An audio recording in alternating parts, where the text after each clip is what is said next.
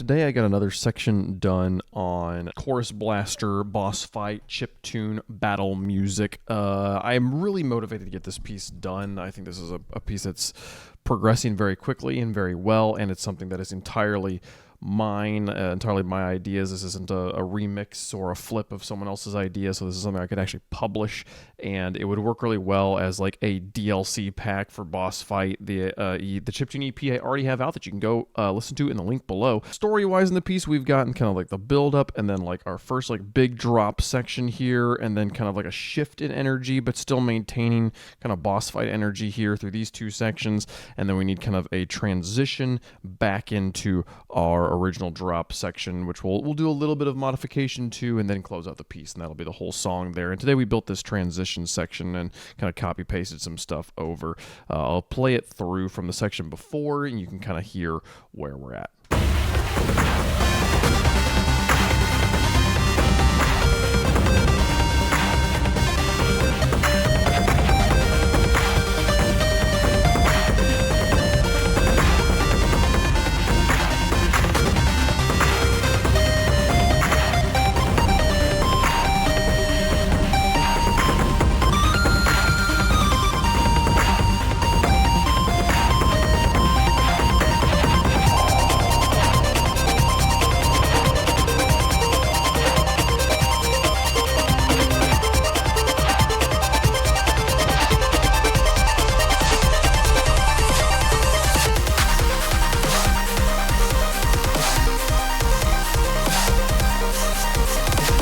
Now, just a reminder, this is kind of how the piece starts. We have this 5-note kind of polyrhythm thing going on.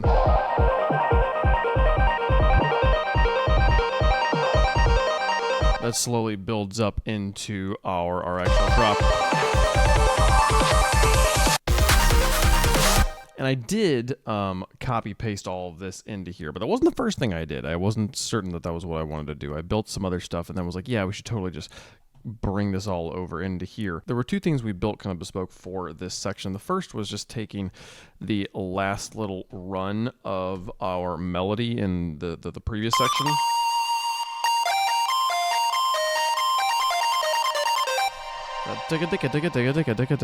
And turning it into a little like repeating pattern.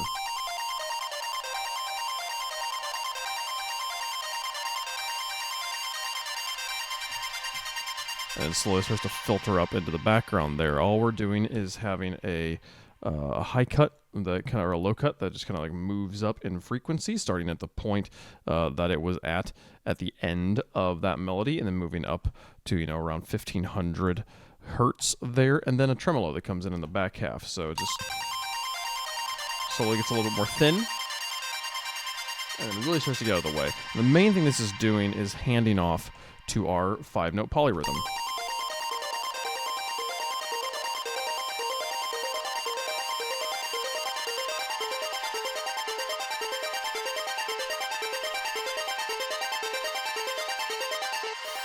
It sounds a bit more thin than it actually does in the real piece because the sidechain I'm using here is cantankerous, but it's a good. I also need to clean this up. I need to print this to audio and then probably chop it so it doesn't carry over here. And I wouldn't mind probably pulling it down in volume a little bit more too. Basically, at the end here, like I feel like we are reaching a greater than the sum of the two. It's not a full handoff where you kind of have both of them still going on. So that's something that needs to be addressed. The other thing we added and that was like this bespoke for this section, which is a thing I'm slowly getting better at doing, is actually just a full brand new percussion here. I need to move it up with the other percussion stuff, but I'm so regular at just like kind of like getting percussion locked in and then being like, yep, that's the percussion for the whole piece. And like really you can add so much energy and interest to your piece by just having different percussive sounds. I mean, just different percussive grooves for different sections here. So this little careless break beat here is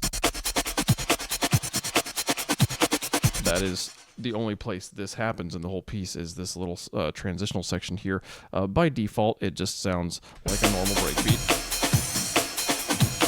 But then we put a tremolo on it pretty aggressively to give it kind of a real different groove there, and then a delay to fill it in.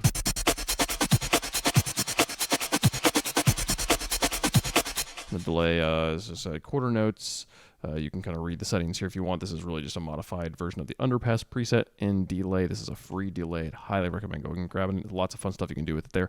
And those two elements originally were kind of the only things I really had going on here outside of the bass. We had this guy and this guy. We had the cool down horn that's kind of been the trademark, the centerpiece of this B section here. So we had this. And it grooved well, but I was like, okay, I want it to hand off to our other drop in here. What if we just copy and paste it over the drop? And then I went over to look at the drop and was like, well, I'm gonna have to like chop things in kind of weird spots. You know, what if we just actually use this entire intro bit and pulled it in here? And it worked surprisingly well. Just basically everything we're doing in the beginning there, effects and all. It's a good handoff. There's a lot of energy there. Honestly, I think that this energy here builds better than the drop delivers. Like, it sells us a really strong drop that doesn't feel that great right now. I feel like the drums feel thin. While they're coming through, they're punching through well. There's still like a lot of like high tinny transient, not a lot of oomph. There's not a lot of like warmth or, you know, body to the sound. All those fun mastering, mixing words. I wanted to have this breakbeat sounds better than